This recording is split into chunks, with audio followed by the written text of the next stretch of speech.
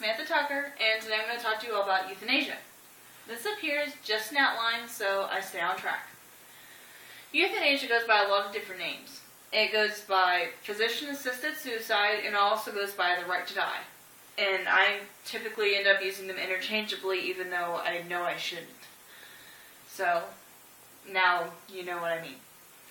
And I'm going to start off this conversation with some basic information about euthanasia.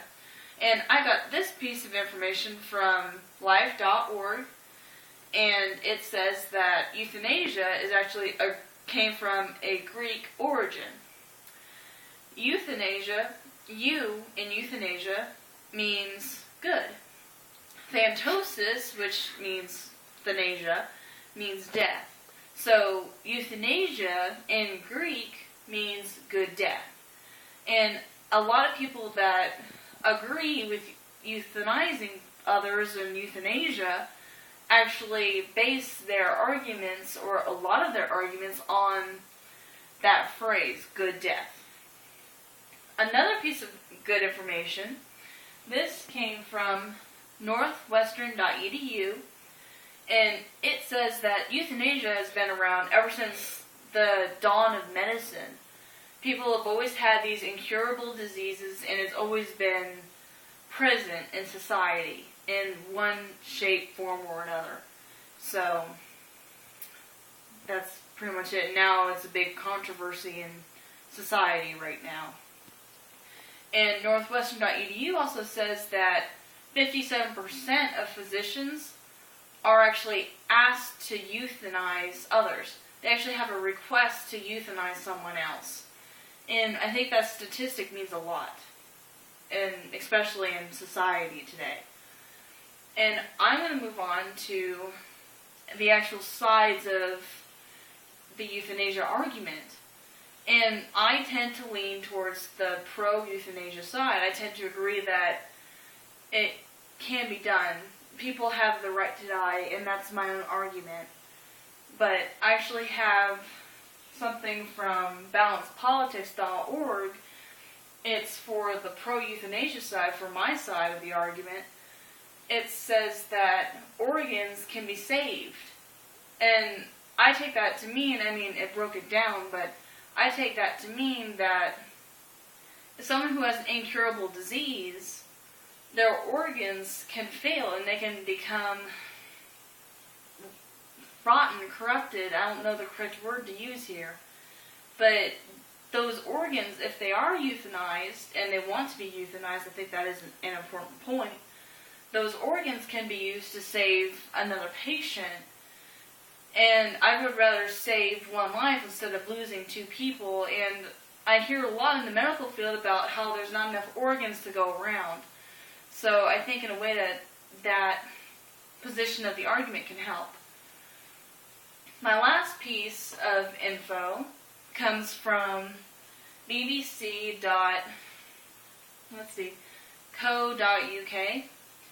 and it's for the anti-euthanasia side.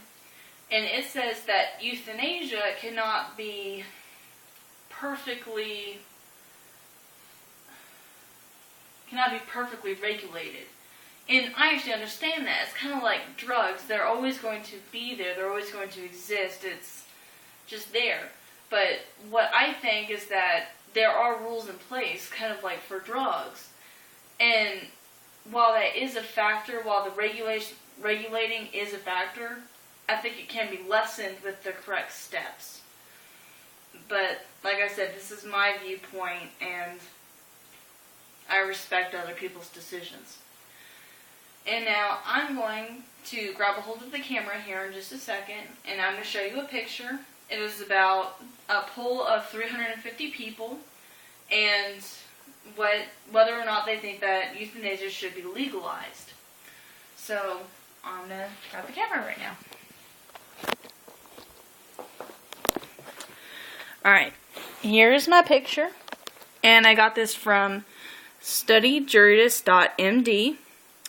And it says that to legalize euthanasia, there is a grand total of 35% that do not agree or disagree. They're just on the fence about it. And if you actually total up those that are in agreement and total agreement, you get 35% as well. And if you total the disagreement and the disagree, you get 30%. So actually, based on this graph and this information, more people agree to legalize euthanasia than people disagree about it.